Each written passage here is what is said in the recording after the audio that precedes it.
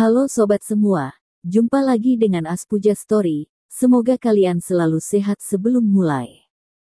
Jangan lupa subscribe, like, komen, serta nyalakan lonceng biar dapat notifikasinya update terbarunya. Bab 47 Mendiagnosis dan Mengobati Penyakit.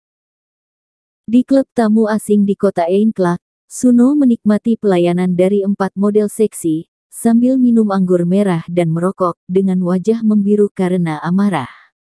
Tidak diduga, pengawal tak berguna itu gagal lagi dan mengacaukan semuanya. Sepertinya rencananya hanya bisa ditunda, jangan sampai Sherina mengetahui bahwa dia sedang bermain trik. Tapi patung teratai celadon itu, Suno bertekad untuk mendapatkannya. Karena ini bukan hanya barang antik yang tak ternilai, tapi juga mengandung sebuah rahasia besar. Jika bisa memahami rahasia ini, maka kekayaan yang didapatnya akan bertahan selama belasan keturunan dan puluhan masa kehidupan juga tidak akan habis. Pada saat itu tiba, dia akan menjadi tokoh berkekuatan luar biasa yang sebenarnya.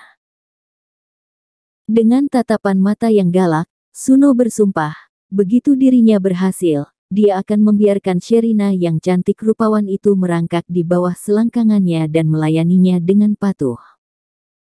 Dan juga harus mengikat rantai di leher Darwin, menuntunnya keluar dan membiarkannya menjadi seekor anjing. Pada minggu berikutnya, Darwin bekerja seperti biasa dan ditambah dengan berlatih. Karena pelatihan pengumpulan energi aura dan bela diri berjalan, membuat kemampuannya menyerap energi abu kuno semakin meningkat. Koleksi di gudang sudah habis dan Darwin berada dalam dilema karena tidak ada koleksi yang bisa diserap. Untungnya, pengumpulan energi aura sudah mencapai tingkat panas tertentu. Di malam hari diam-diam melatih elemen campuran tenaga aura, tidak tahu apakah itu karena bakatnya yang luar biasa atau mata ajaib yang membantunya, Darwin dengan begitu mudah mengembunkan massa udara di pusat energi. Kadang-kadang bisa melihat massa udara yang terkumpul di perut bagian bawah, seperti seekor tikus sedang bergerak, aneh dan luar biasa. Setelah masalah bangunan hantu selesai, baru-baru ini bangunan itu dijual dengan harga murah oleh mantan istri Jarko dan sekarang sedang dirancang dan didekorasi. Mantan istri ini adalah istri ketiga Jarko dan tidak memiliki banyak emosional. Setelah Sherina memberi uang, dia segera menyelesaikan prosedur pemindahan. Bagaimanapun, bangunan hantu itu tidak terjaga selama bertahun-tahun, jadi tidak akan ragu untuk bertindak. Beberapa bagian batu giok yang dibeli oleh tambang batu Jaya Kusuma juga sudah mulai diproses. Ada banyak batu giok berkualitas tinggi, cukup untuk menahan etalase dan bahkan dibandingkan dengan produk-produk di seluruh kota. Karena itu, Sherina mengundang Darwin untuk makan enak.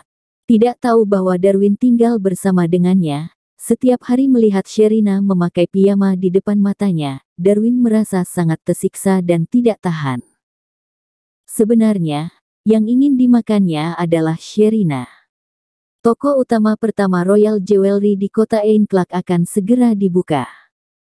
Sherina sangat sibuk akhir-akhir ini, tidak hanya mengelola grup Sinstar, tetapi juga merencanakan Royal Jewelry. Melihat Darwin tidak ada kerja, Sherina meminta bantuannya untuk memberi beberapa saran agar pembukaan Royal Jewelry lebih sensasional dan populer. Memang ini perintah sepihak, tetapi tidak disangka Darwin benar-benar membuat rencana secara terperinci sangat teliti dan berhasil. Sherina sangat tercengang saat melihatnya. Tentu saja, dia tidak tahu bahwa Darwin memiliki pengalaman di bisnis Jarko dan hal-hal ini sangat mudah sekali untuk dilakukan. Melihat pihak lawan begitu tercengang, dalam hati Darwin merasa lega.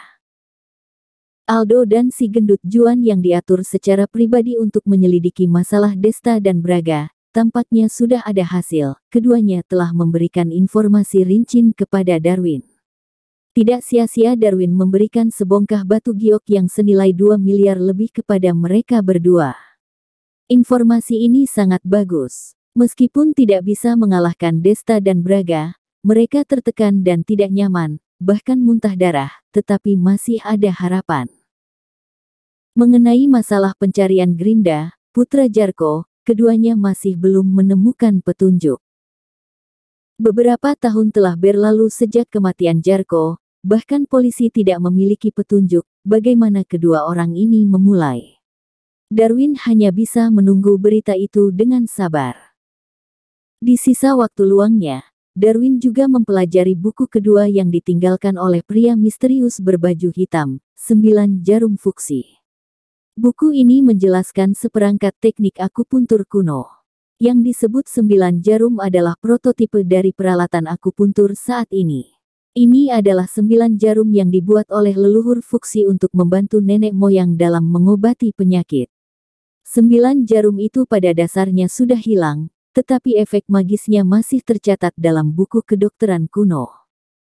Buku ini adalah penjelasan dari 9 jarum Fuksi.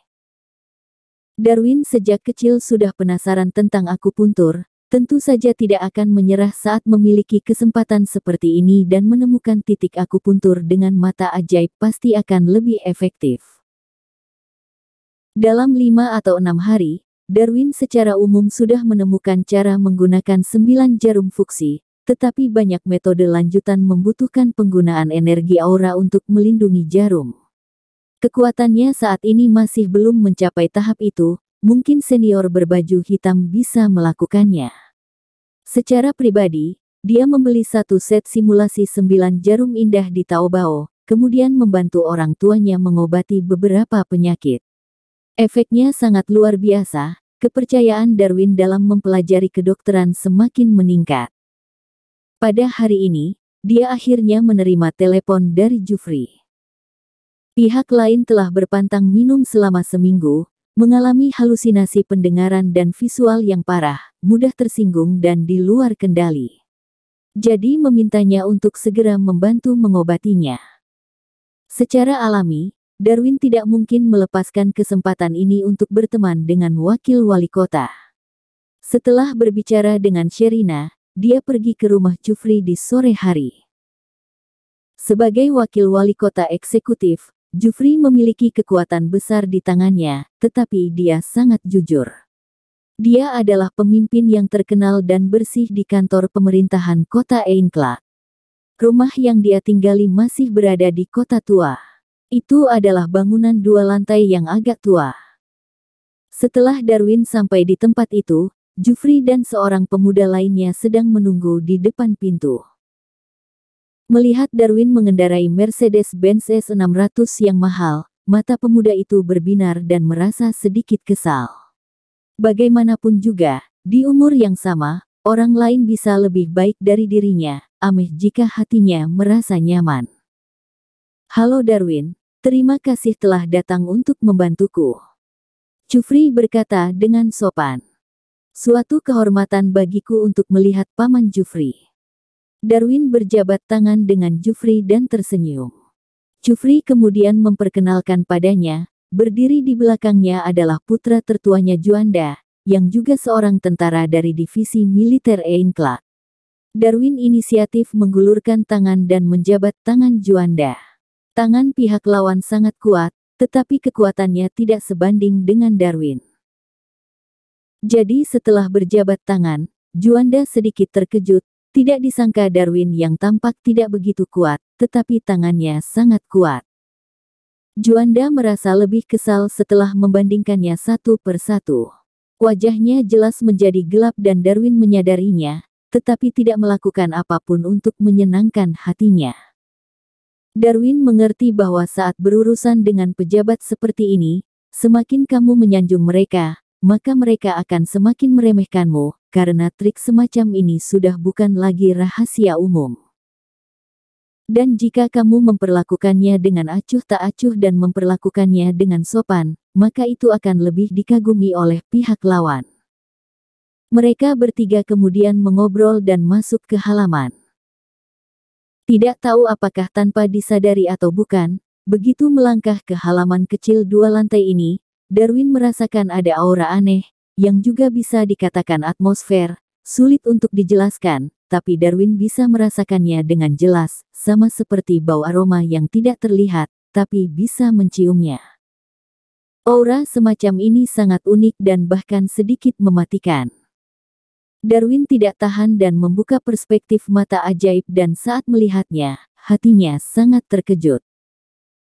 Di ruang halaman kecil, langit tertutup rapat dengan pisau, pedang, kapak dan garpu, semua jenis mayat. Itu seperti gambar tiga dimensi ilusi, saling terhubung dan bolak-balik, seperti mahakarya epik yang bisa diputar kembali. Bahkan Darwin bisa mendengar semua jenis teriakan, meringkik kuda perang dan suara senjata yang retak. Darwin menyimpan kembali kemampuan visual tembus pandangnya dan tiba-tiba semuanya menghilang dengan tragis. Apa ini? Wajah Darwin kuat dan tenang, tetapi hatinya sudah sedikit gugup dan terkejut. Melihat sekeliling, seluruh halaman kecil ini sangat elegan dan tenang, ditanami beberapa bunga dan tanaman biasa, serta meja batu dan 4 kursi batu, tidak ada dekorasi khusus. Setelah memasuki ruang tamu, Ineke, wanita Jufri sudah membuatkan teh dan menata kacang-kacangan dan buah-buahan, dengan ramah menyapa Darwin untuk datang dan duduk. Dia terlihat sangat cantik, kecil dan indah, tetapi melihat postur berjalannya, dia tampak sakit. Darwin melihat ke ruang tamu dan menelusuri dengan mata ajaib, tetapi tidak menemukan perabotan yang aneh. Tapi bagaimana aura aneh ini muncul? Darwin menekan rasa penasarannya dan panik, minum teh sambil berpikir. Jufri tidak memperhatikan perubahan ekspresi di wajah Darwin, tersenyum dan berkata, "Darwin, aku telah menahan diri untuk tidak minum selama seminggu." Halusinasi pendengaran dan visual sedikit lebih parah, mudah tersinggung dan emosional. Jika kamu tidak datang, istriku mungkin akan membawaku ke rumah sakit jiwa. Mendengar itu, Ineke juga tertawa. Juanda bertanya, "Darwin, yang kamu belajar itu pengobatan dalam negeri atau pengobatan luar negeri?" "Pengobatan dalam negeri," Darwin berkata. Pengobatan dalam negeri hanyalah sejenis pengobatan dalam negeri. Meskipun jawaban Darwin agak umum, namun dirinya merasa jawaban ini paling cocok. Juanda tampak sedikit kecewa saat mendengarnya dan berkata, "Sekarang pengobatan dalam negeri menurun dan pengobatan luar negeri semakin populer. Dan semuanya sangat masuk akal, maafkan aku jika aku bersikap kasar. Sebenarnya, aku tidak mempercayai pengobatan dalam negeri. Aku merasa tidak realistis dan efeknya juga tidak begitu bagus. Tiap zaman memiliki kebutuhan yang tidak sama di tiap zaman. Sekarang langkah masyarakat sangat cepat. Cara pengobatan tradisional memang agak ketinggalan zaman. Tidak ada orang yang bisa bersabar merebus sup obat dan cara pewarisan juga sangat terbatas dan tersebar dengan tidak kondusif. Kronologi yang serius, keterampilan medis tidak merata dan penipu merajalela. Yang dikatakan oleh Tuan Juanda adalah kebenarannya. Darwin dengan jujur berkata dan tidak membantahnya. Bagaimana dengan keahlian medismu? Aku tidak akan membiarkanmu mengobati ayahku dengan begitu mudah sebelum kamu melewati diriku. Juanda berkata. Juanda, jangan bersikap kasar. Jufri menegurnya, tetapi Juanda tidak menahan diri, sebaliknya, malah berkata dengan percaya diri, "Ayah, pengobatan luar negeri bahkan tidak bisa mengobati penyakitmu ini. Apa yang bisa dilakukan pengobatan dalam negeri? Jangan terlalu percaya pada orang lain, lalu kesehatanmu dipertaruhkan oleh penipu. Selain itu, pengobatan dalam negeri umumnya tidak memiliki sertifikat kualifikasi medis, jadi harus berhati-hati." Setelah mendengarkannya, Darwin malah tersenyum dan tidak marah. Darwin mengerti bahwa Juanda tidak begitu menyukai dirinya, tetapi dia setuju dengan kesalehan pihak lawan. Jika ayahnya sendiri didiagnosis dan dirawat dengan pengobatan dalam negeri, dirinya juga akan menguji tingkat pihak lawan terlebih dahulu. Karena itu, Darwin berkata, "Kalau begitu aku akan menunjukkan keahlianku, Tuan Juanda, bolehkah aku memeriksa denyut nadimu?" "Boleh, aku harap kamu memiliki kemampuan nyata untuk meyakinkanku," Juanda berkata. Darwin tersenyum tanpa mengucapkan sepatah kata pun, mengulurkan tangan menyentuh pergelangan tangannya. Mengenai teknik kuno dan misterius dari deteksi denyut nadi, Darwin tidak diajari oleh seorang master, jadi tentu saja tidak memahaminya sama sekali. Tapi Darwin memiliki mata ajaib. Setelah diam-diam menggunakan perspektif dan membaca semua rahasia di tubuh Juanda, bahkan mampu menangkap nafas dan menentukan jumlah tahunnya. Ruang tamu sangat sunyi, semuanya sedang memperhatikan Darwin. Juanda tidak setuju. Dia pernah bertemu dengan beberapa yang disebut dokter tua sebelumnya dan tidak ada keterampilan medis yang dapat mengejutkannya dan mereka seringkali tidak sepraktis pengobatan dalam negeri. Tangan kirimu patah 2 tahun lalu dan pemulihannya tidak terlalu baik. Kadang-kadang akan terasa sakit di saat hujan dan hari mendung, kan? Tendon kaki kirimu pernah putus, mungkin cedera lama, sudah 4 tahun, kan? Limpa juga terkena pukulan keras, mungkin karena jatuh dari tempat yang tinggi dan beruntung masih bisa diselamatkan. Apakah akhir-akhir ini, dokter tidak mengingatkanmu tentang batu uretra? Aku sarankan dirimu agar segera melakukan perawatan, jika tidak, kamu harus menjalani operasi untuk mengangkatnya. Ada juga beberapa faringitis yang dapat menyebabkan mual dan batuk di pagi hari, kan? Lebih baik kurangi merokok ke depannya. Darwin berkata dengan ringan, dengan momentum yang tenang dan percaya diri. Setelah mendengarkan, Jufri dan istrinya sudah melihat ke arah putra mereka Juanda dan ekspresi Juanda hanya bisa dibilang sangat tercengang. Wajah yang tegas, benar-benar membeku. Hasil pemeriksaan denyut nadi Darwin memang benar nyatanya. Bahkan bisa menentukan jumlah tahunnya. Untuk pertama kalinya, Juanda yang selalu tidak mempercayai pengobatan dalam negeri, merasa sangat terkejut. Dan tidak lagi berani meremehkan dan menolak Darwin, kemudian hanya bisa mengacungkan jempol dan berkata, ajaib. Aku mengagumimu.